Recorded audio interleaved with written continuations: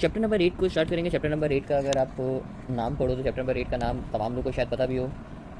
Chapter number 8 का नाम है मेरे पास wave, sound and motion. Simple सा चैप्टर है जो आप लोगों के सामने मैंने नाम लिखा। तमाम लोगों ने नाम ज़रूर सुना होगा कि मोशन जो आप इसमें पढ़ोगे वो है मेरे पास सिंपल हार्मोनिक मोशन।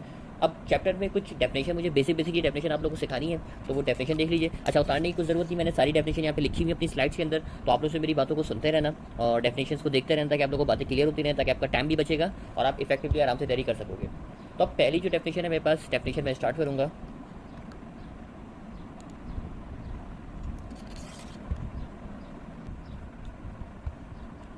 आप देखो, आप तमाम लोग के पास एक बॉडी नज़र आ रही है। आपकी जो बॉडी है ये आपकी बॉडी क्या कर रही है, जरा इस एनिमेशन को देखना तमाम लोग। आप देखोगे अपनी स्क्रीन पर आपको नजर आएगा ये बॉडी आपको वाइब्रेट करती हुई नजर आ रही है।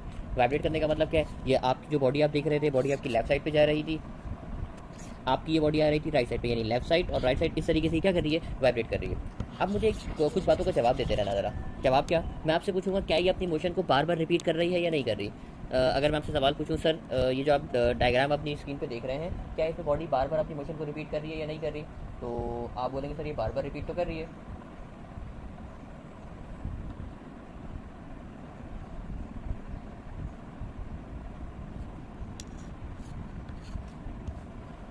आपसे ये सवाल पूछा था कि सर ये मोशन क्या अपने आप को बार बार रिपीट कर रही नहीं कर रही, आप बोलेंगे सर मोशन तो अपने आप को रिपीट कर रही है। तो आप ज़रा याद रखना, आज के बाद से वो बॉडी जो अपनी मोशन को बार बार रिपीट करे, आज के बाद से वो मोशन जो अपने आप को बार बार क्या करे, रिपीट करे, उस मोशन को आप बोलोगे कौन सी मोशन, पीरियोडिक मोशन। तो पीरियोडिक मोशन का मतलब यहाँ पे कि सर वो मोशन जो अपने आप को बार बार रिपीट करे, उस मोशन को आप बोलोगे पीरियोडिक मोशन। मैंने सिंपल बेसिक सी डेफिनेशन बताई।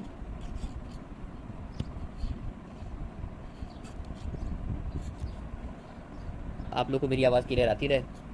ओके, मैं आपसे बात कर रहा था सर पीरियोडिक मोशन की। तो पीरियोडिक मोशन क्या है, तो अगर मैं आपसे पूछूं पीरियोडिक मोशन, तो सिंपल सी डेफिनेशन, वो मोशन जो अपने आपको बार बार रिपीट करे, उस मोशन को आप बोलोगे पीरियोडिक मोशन। आप डेफिनेशन अगर आप देखोगे, डेफिनेशन आपके सामने लिखी, such a motion which repeats itself, यानी वो मोशन जो अपने आपको बार बार रिपीट करे, उस मोशन को आप बोलोगे कौन सी मोशन, पीरियोडिक मोशन। अब पीरियोडिक मोशन की एग्जाम्पल कौन कौन सी है, तो एग्जाम्पल अगर मैं आपसे पूछूं, एग्जाम्पल मैं आपसे लूँ, क्या सर्कुलर मोशन पीरियोडिक मोशन है या नहीं है। सर्कुलर मोशन, जवाब दो आप लोग मुझे, कोई जवाब अगर मुझे आप लोग दें मैसेज करके मुझे बताइए, क्या सर्कुलर मोशन पीरियोडिक मोशन है या नहीं है।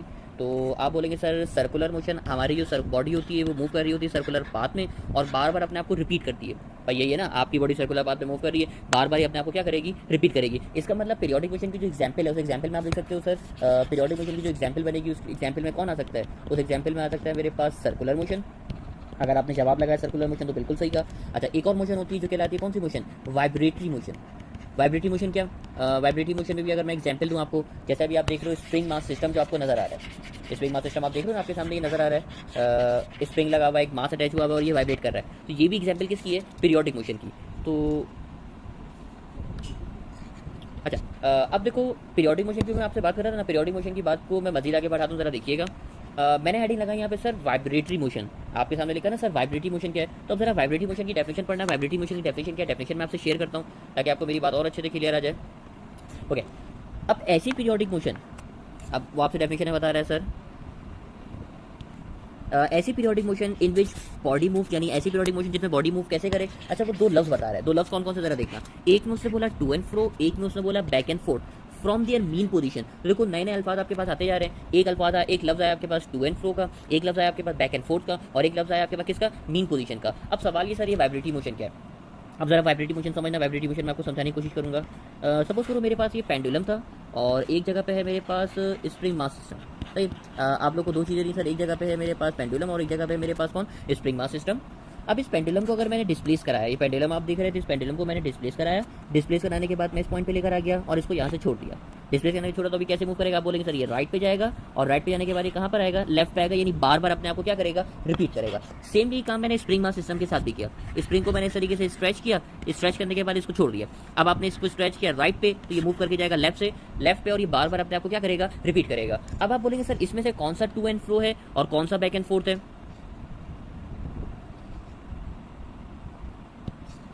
आपसे बोलेगा सर इसमें से कौन सा टू एंड फ्रो है, कौन सा बैक एंड फोर्थ है, जरा इस बात को देखना। अगर आपकी बॉडी एक एक्सिस पे मूव करे, सिंगल एक्सिस पे अगर मूव करे, जैसे आप स्प्रिंग मास सिस्टम को देख रहे हो, ये सिंगल एक्सिस पे मूव कर रहा है सिर्फ एक्स डायरेक्शन में, यानी सिर्फ एक्स पे राइट पे जा रहा है, एक्स पे लेफ्ट पे आ रहा है, तो इस तरह की मोशन को आप बोलते हो बैक एंड फोर्थ। तो इस तरह की मोशन का नाम आपने रखा सर, ये मोशन कहलाती है मेरे पास क्या, बैक एंड फोर्थ। ओके अब देखो ये वाली जो पेंडुलम वाली मोशन है, ये देखो ये लेफ्ट पे भी जा रही है और साथ साथ ऊपर की तरफ भी जा रही है भाई, ऐसी ना ये मोशन आ रही है लेफ्ट साइड पे भी, यानी पेंडुलम लेफ्ट पे भी आ रहा है राइट पे भी आ रहा है, दो एक्सिस के अंदर मूव कर रहा है। तो इस तरह की मोशन को आप बोलोगे कैसा, टू एंड फ्रो। तो सबसे पहले तो दो चीज़ों में फर्क जहन में बिठाना, दो चीज़ों में मैंने आपको फर्क बताया, एक फर्क बताया किसमें, बैक एंड फोर्थ में, एक फर्क बताया आपको टू एंड फ्रो में। तो बैक एंड फोर्थ क्या है, आप बोलेंगे सर बैक एंड फोर्थ अगर आपकी बॉडी मूव करे एक एक्सिस पे तो उसको आप बोलेंगे बैक एंड फोर्थ, और अगर आपकी बॉडी मूव करे दो एक्सिस पे तो उस चीज़ को आप बोलेंगे क्या, टू एंड फ्रो। सही। अब आपसे दो मोशन की बात करिए ना, अब आगे जरा देखना, ऐसी पीरियोडिक मोशन जिसमें बॉडी या तो सिर्फ कैसे मूव करे, टू एंड फ्रो, या फिर वो मूव कैसे करे, बैक एंड फोर्थ, उस मोशन को आप बोलते हो कौन सी मोशन, वाइब्रेटरी मोशन। और वाइब्रेटरी मोशन का जो दूसरा नाम आपको नजर आ रहा है वो नाम क्या नजर आ रहा है, ऑस्किलेटरी मोशन। अब आप बोलेंगे क्या sir circular motion vibratory motion है या नहीं है, तो जरा बात मेरी समझना। सबसे पहले देखो पीरियोडिक मोशन क्या है, आप बोलेंगे सर पीरियोडिक मोशन वो मोशन है जो अपने आप को बार बार बार बार बार बार क्या करे, रिपीट करे। मैं दोबारा से रिकॉल करा रहा हूँ, जो जिन स्टूडेंट ने लेट ज्वाइन किया वो देख लीजिए। मैं आपसे बोला था पीरियोडिक मोशन क्या है सर, ऐसी मोशन जो अपने आप को बार बार बार बार रिपीट करे, उस मोशन को आप बोलेंगे periodic motion. Sir circular motion भी पीरियोडिक मोशन है, वाइब्रेटरी मोशन भी पीरियोडिक मोशन है। अब वाइब्रेटरी मोशन में आपको मजीद बताया भाई, ऐसी पीरियोडिक मोशन जिसमें बॉडी या तो सिर्फ मूव करे टू एंड फ्रो या फिर मूव करे back and fourth. Vibratory motion में सर्कुलर मोशन की बात नहीं करी, तो मैं इसको लिख के काट भी देता हूँ ताकि आप लोग को बात याद रहे मेरी, कि भाई वाइब्रेटरी मोशन में सर्कुलर मोशन नहीं होती, क्योंकि उसने कंडीशन जो बताई ना, कंडीशन क्या बताई है, उसने ये कंडीशन बताई है भाई वाइब्रेटरी मोशन में या तो मूव करेगी कैसे, टू एंड फ्रो, या फिर मूव करेगी कैसे, बैक एंड फोर्थ। तो अब जरा इसकी एग्जांपल याद रखना, ये एमसीक्यू मार्क्स पूछ लेता है कि सर्कुलर मोशन पीरियोडिक मोशन है या नहीं है, तो आप बोलोगे सर्कुलर मोशन पीरियोडिक मोशन तो है, लेकिन सर्कुलर मोशन वाइब्रेटरी मोशन नहीं है। तो मेरे ख्याल में दो बातें क्लियर हो गई होंगी। किसी का कोई सवाल हो तो आप लोग साथ साथ उससे पूछ भी सकते हो, मैं आपको जवाब दे दूंगा। ओके मजीद आगे बढ़ते हैं, आगे इसकी डेफिनेशन देखते हैं, डेफिनेशन है क्या मेरे पास। तो तीसरी नंबर पे जो डेफिनेशन लिखी हुई, डेफिनेशन मैं आपके सामने पढ़ूंगा। तीसरी डेफिनेशन मेरे पास लिखी है वाइब्रेशन की। तो वाइब्रेशन की डेफिनेशन क्या है, वाइब्रेशन की डेफिनेशन देख लेते हैं। वाइब्रेशन की डेफिनेशन में आपसे बोला थोड़ा सा ओवरलैप हुआ है स्क्रीन के ऊपर, मैं अगर इरेज करूँगा तो जो मैंने डायग्राम बनाई है वो इरेज हो जाएगी। तो ये डेफिनेशन को मैं स्लाइड्स के अंदर अगले पेज पे एडजस्ट कर दूँगा, आपसे पढ़ लो। वाइब्रेशन की डेफिनेशन बता रहा है one complete round trip of a vibratory body. One complete round trip of vibratory body का मतलब क्या है, देखो आपका ये जो आपको जो बॉडी नजर आ रही है जो आपके सामने वाइब्रेट कर रही है, ये बॉडी देखो एक पॉइंट से स्टार्ट हुई, यहाँ तक आई और यहाँ से मूव करके वापसी इसी जगह पर आ गई। यानी आपकी बॉडी अगर एक पॉइंट से मूव करके वापसी उसी जगह पर आ जाए तो इस चीज़ को बोलते हैं वन वाइब्रेशन। यानी आपकी बॉडी घूम फिर के वापसी अपनी ओरिजिनल पोजीशन पर आ जाए तो उस चीज़ को आप बोलोगे वन वाइब्रेशन। तो तीन मैंने बेसिक डेफिनेशन आप लोगों से शेयर करी।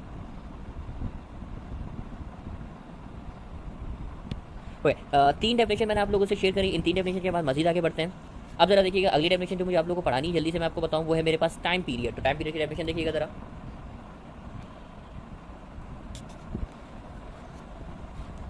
ओके बड़ी ही सिंपल सी डेफिनेशन लिखी हुई टाइम पीरियड की। Time period is the duration, वो duration in which a vibratory body completed one vibration. यानी टाइम पीरियड वो टाइम कहलाता है जिसके अंदर आपकी वाइब्रेटरी बॉडी एक वाइब्रेशन को कंप्लीट करे। जैसे ये स्प्रिंग मास सिस्टम है ना, इस स्प्रिंग मास सिस्टम को आपने स्ट्रेच किया और स्ट्रेच करके आप दूसरे पॉइंट तक लेकर आ गए, सही है। यहाँ से आपने छोड़ा, यहाँ से ये आगे की तरफ गया और यहाँ से मूव करके वापसी अपनी पोजीशन पर आ गया। अब सपोज करो यहाँ तक आने में उसको टाइम लगा कितना सेकंड, 2 सेकंड। तो ये जो 2 सेकंड है ना, ये 2 सेकंड इसका कहलाएगा कौन, टाइम पीरियड। तो टाइम पीरियड क्या है, आप बोले सर टाइम पीरियड अगर आपसे कोई पूछे भाई एक चक्कर मुकम्मल करने के लिए, नहीं एक चक्कर भी नहीं बोलो, एक वाइब्रेशन मुकम्मल करने के लिए जो टाइम चाहिए उस टाइम को आप टाइम नहीं बोलते, उस टाइम को आप क्या बोलते हो, टाइम पीरियड। तो देखो टाइम पीरियड की डेफिनेशन मैंने आपको बताई। अच्छा इसका फॉर्मूला क्या है, तो फॉर्मूला देखते हैं। टाइम पीरियड का फॉर्मूला मेरे पास, टाइम पीरियड यानी T is equal to time upon vibration. यानी ऊपर आप टाइम रखते हो, नीचे आप वाइब्रेशन रखते हो। एक छोटी सी एग्जांपल मैं आपको दूं, मुझे इसका जवाब देना। मेरे पास एक स्प्रिंग मास सिस्टम है, सही। ये वाइब्रेशन कर रहा है, 10 वाइब्रेशंस कर रहा है 4 सेकंड्स में। बड़ा ही सिंपल सा सवाल, 10 वाइब्रेशन कर रहा है 4 सेकंड में, मुझे बताइए टाइम पीरियड क्या होगा जी।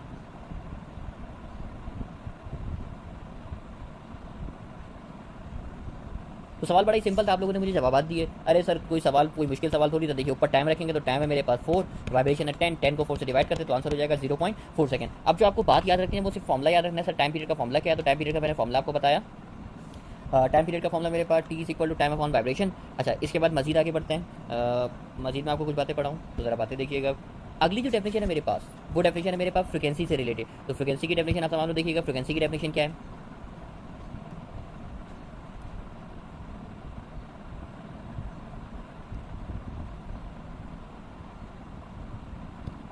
ओके फ्रीक्वेंसी ऑफ वाइब्रेशन क्या कहला रहा है, जरा देखिएगा। Frequency of vibration is the number of vibration complete bye a body in unit time, यानी फ्रिक्वेंसी कहलाता है, अगर मैं उर्दू में करके बिल्कुल आसान करके आपको बताऊं, एक सेकंड में कितनी वाइब्रेशन कर रहा है वो उसकी कहलाती है फ्रिक्वेंसी। एक सेकंड में कितनी वाइब्रेशंस कर रहा है इसकी कहलाती है फ्रिक्वेंसी। यानी एक सेकंड में आप सपोज करो एक सेकंड में आप 10 गिलास पानी पी सकते हो तो आपकी फ्रिक्वेंसी हो जाएगी 10। इसी तरीके से कोई भी बॉडी होती है ना, वो जितनी भी वाइब्रेशन कर रहा होता है वो उसकी फ्रिक्वेंसी कहलाती है। और आप लोगों ने एक फॉर्मुला पढ़ा होगा फ्रिक्वेंसी का, शायद आपको याद हो। फ्रिक्वेंसी का फॉर्मुला पढ़ा होगा sir, frequency is the reciprocal of time period. यानी पढ़ा है ना तमाम लोगों ने, frequency is the reciprocal of time period. अब देखो टाइम पीरियड का अगर फॉर्मुले का रेसिप्रोकल करोगे तो ये बन जाएगा 1/t, और राइट साइड पे भी रेसिप्रोकल करोगे तो वाइब्रेशन ऊपर चला जाएगा, टाइम कहाँ पर आ जाएगा, नीचे आ जाएगा। तो ये बन जाएगा मेरे पास क्या, आप बोलेंगे सर ये बन जाएगा ऊपर आ जाएगा वाइब्रेशन और नीचे आ जाएगा मेरे पास कौन, टाइम। और आप देखो ये 1/t बराबर होगा किसके, एफ के। तो फ्रिक्वेंसी का फॉर्मुला क्या बना, आप बोलेंगे सर फ्रिक्वेंसी का फॉर्मुला आ गया मेरे पास वाइब्रेशन अपॉन टाइम। तो आप लोगों को फ्रिक्वेंसी का फॉर्मुला पता चला, सर फ्रिक्वेंसी का फॉर्मुला है मेरे पास F is equal to vibration upon time. तो देखो कुल मिला के आपसे डेफिनेशन हो गई, वो 5 डेफिनेशन मैंने आप लोगों से शेयर करी। 5 डेफिनेशन कौन कौन सी करी सर, पहली डेफिनेशन मैंने आपको बताई पीरियोडिक मोशन की।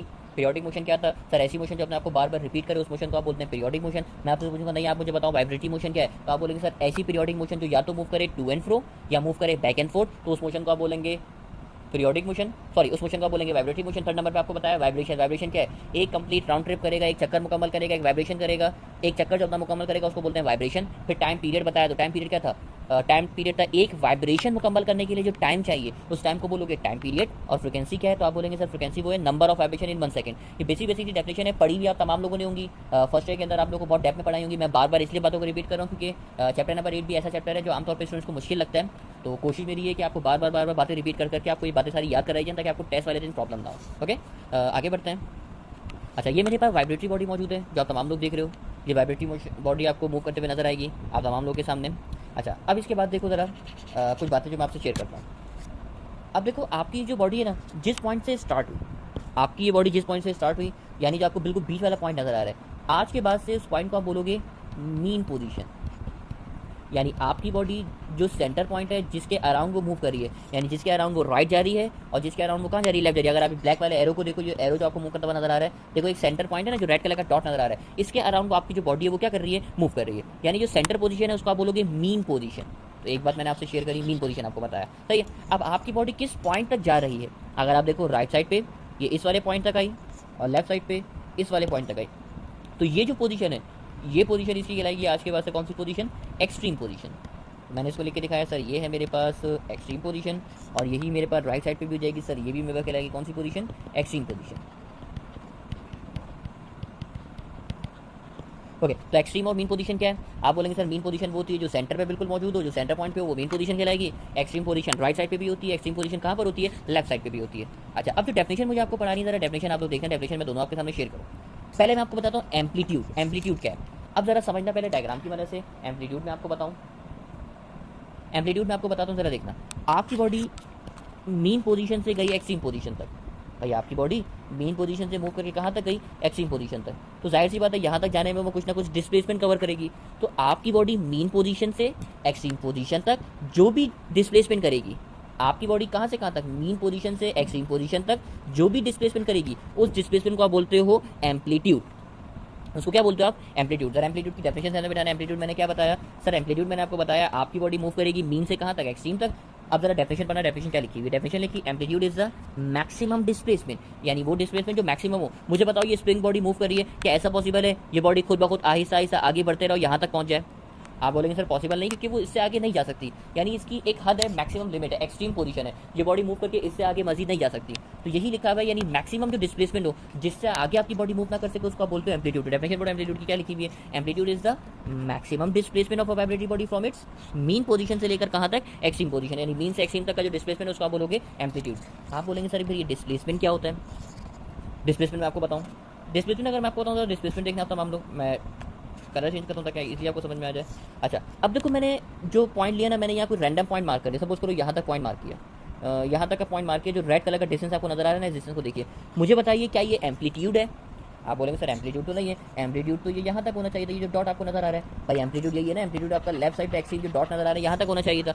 आपने जो रेड कलर का डिस्प्लेसमेंट लिया है ये मैक्सिमम नहीं लिया, आपने एक नॉर्मल डिस्प्लेसमेंट लिया है। तो आज के बाद से अगर नॉर्मल डिस्प्लेसमेंट हो कोई भी मीन पोजीशन से किसी भी पॉइंट तक का डिस्प्लेसमेंट हो उसको आप एक्स बोलोगे, लेकिन अगर मैक्सिमम हो तो उसको बोलोगे एक्स नॉट, और एक्स नॉट का मतलब यहाँ पे क्या है, एम्पलीट्यूड है। तो अगर मैं डेफिनेशन में शॉर्ट करके लिखूँ ना, पूरी डेफिनेशन ना याद करो, सिर्फ ये बात याद कर लो, एम्पलीट्यूड कहलाता है मेरे पास मैक्सिमम डिस्प्लेसमेंट। इस बात को सिर्फ ध्यान में बिठा दो सर, एम्पलीट्यूड कहलाता है मेरे पास क्या, मैक्सिमम डिस्प्लेसमेंट, और जबकि सिर्फ जो डिस्प्लेसमेंट कहलाता है मेरे पास shortest distance from mean position to the position, यानी मीन पोजीशन लेकर किसी भी पोजीशन तक हो सकता है, चाहे 0.1 हो, चाहे 0.2 हो, चाहे 0.3 हो, बस मैक्सिमम ना हो तो वो मेरे पास क्या कहलाएगा, डिस्प्लेसमेंट कहलाएगा। अच्छा, अब जो मुझे बात पढ़ानी, जल्दी से छोटी सी बात है मैं आप लोग को शेयर कर दूं। मेरा जो टॉपिक है वो है simple harmonic motion. Simple harmonic motion क्या है, जल्दी से सिंपल हार्मोनिक मोशन की डेफिनेशन मैं आपको बताऊं। ओके, सिंपल हार्मोनिक मोशन के बारे में लिखा हुआ था सर आपके सामने, ये रहा simple harmonic motion. Vibrating motion, ऐसी वाइब्रेटिंग मोशन जिसकी सिंगल फ्रिक्वेंसी हो, यानी फ्रिक्वेंसी चेंज ना हो रही हो, एंड फिक्स एम्पलीट्यूड, और एम्पलीट्यूड भी फिक्स हो। अब क्या मतलब है ज़रा देखना इसको। आप देखो ये जो बॉडी आपकी मूव कर रही है ये एक मैक्सिमम लिमिट तक आ रही है, क्या ये बॉडी इससे आगे जा रही है? आप बोलेंगे सर एम्पलीट्यूड तो इस आपकी बॉडी इससे आगे तो नहीं जा रही, यानी इसका जो एम्पलीट्यूड है वो एम्पलीट्यूड कैसा है, फिक्स है। यानी अगर आपकी बॉडी का एम्पलीट्यूड क्या हो, फिक्स हो। सेकंड नंबर पे लिखा हुआ था सिंगल फ्रिक्वेंसी। सिंगल फ्रिक्वेंसी का मतलब क्या है? आप बोलेंगे सर सिंगल फ्रिक्वेंसी का मतलब यहाँ पे ये देखो, क्या ये ऐसा तो नहीं हो रहा कि किसी चक्कर में वो बहुत तेज़ी से मूव कर रही है, किसी चक्कर में वो आहिस्ता मूव कर रही है? आप बोले सर ऐसा भी नहीं दिख रहा, वो बिल्कुल सेम फ्रिक्वेंसी से जा रही है, यानी जितना टाइम उसको पहले चक्कर में लग रहा है उतना ही टाइम उसको दूसरे चक्कर में लग रहा है, और उतना ही टाइम उसको कितने कौन से चक्कर में लग रहा है, तीसरे चक्कर में भी लग रहा है। यानी इसकी फ्रिक्वेंसी भी कैसी है, बिल्कुल सिंगल और सेम फ्रिक्वेंसी, यानी फ्रिक्वेंसी भी चेंज नहीं हो रही। आप हर बार देखो ये बॉडी आपकी स्क्रीन पे नजर आ रही होगी, सेम फ्रिक्वेंसी से मूव कर रही है, यानी उतना ही टाइम लगा रही है हर चक्कर में। तो आप याद रखना जरा डेफिनेशन जो है आपके पास सिंपल हार्मोनिक मोशन की। सर ऐसी वाइब्रेटरी मोशन जिसमें आपकी बॉडी मूव करे, कैसे? मैं आपसे जो बात शेयर कर रहा था सर, ऐसी वाइब्रेटरी मोशन जिसमें आपकी बॉडी मूव करे।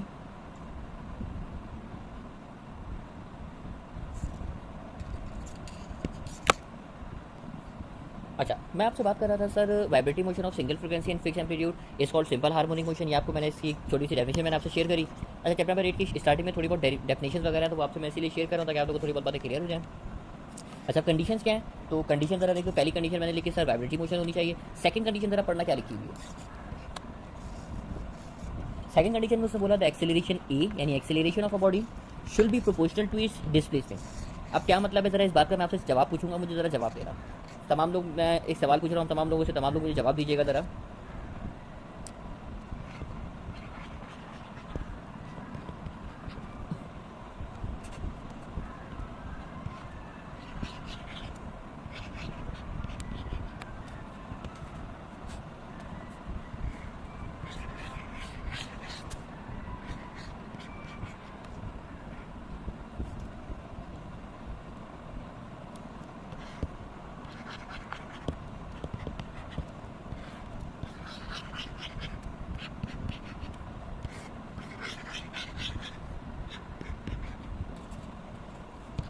ओके, आप अपनी स्क्रीन पे देखोगे आपको दो बॉडीज नज़र आ रही होंगी। एक बॉडी ए नज़र आएगी, एक बॉडी बी नज़र आएगी। देखो, ए को आपने स्ट्रेच किया एक पॉइंट तक, और बी को आपने स्ट्रेच किया ज़्यादा पॉइंट तक। मुझे बताओ इन दोनों में से कौन ज़्यादा तेज़ मूव करेगा? अगर आप ए को स्ट्रेच करोगे, स्पेक दोनों के सेम है। आप अगर ए को स्ट्रेच करो, देखो ए को मैंने स्ट्रेच कम किया है, और जो बी नज़र आ रहा है उसको स्ट्रेच कैसे किया है, ज़्यादा किया है। तो मुझे आप जवाब दो, कौन सा वाला इसमें से तेज़ मूव करेगा, ए वाला या बी वाला?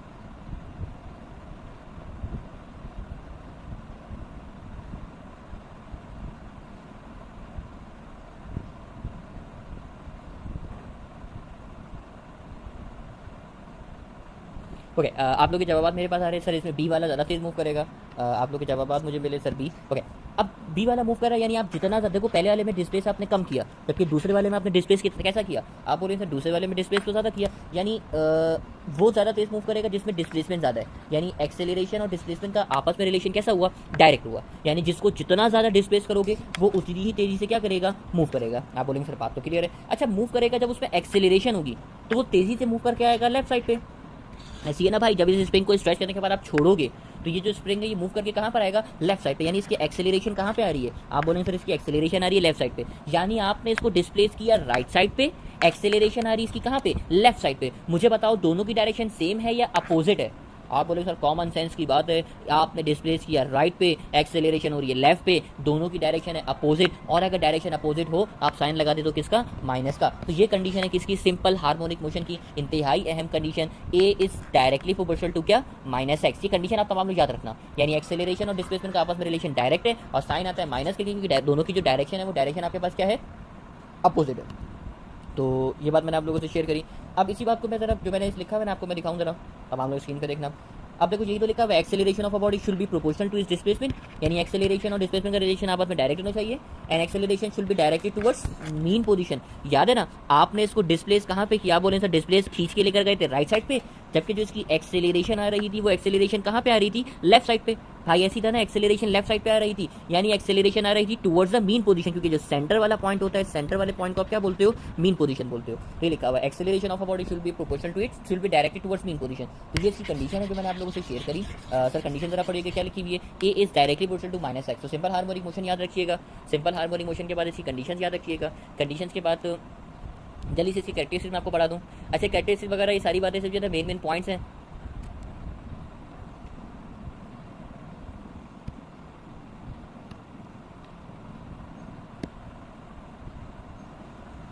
अच्छा, कैरेक्टरिस्टिक्स आप देख लो ना, ये कैरेक्टरिस्टिक्स भी मेरे पास मौजूद है, मैं आपको पढ़ा देता हूँ, आप लोग पॉइंट्स देख लो, इसमें कोई याद करने वाली कोई खास बात है नहीं भाई। इसमें कैरेक्टरिस्टिक्स लिखी हुई है कि भाई frequency of vibration remains unchange, पहली आपको कैरेक्टरिस्टिक्स बताई। सेकंड आपको बताई sir amplitude of vibration unchange, और तीसरी आपको बताई कि सर इनिशियल फेस एंगल से रिलेटेड है।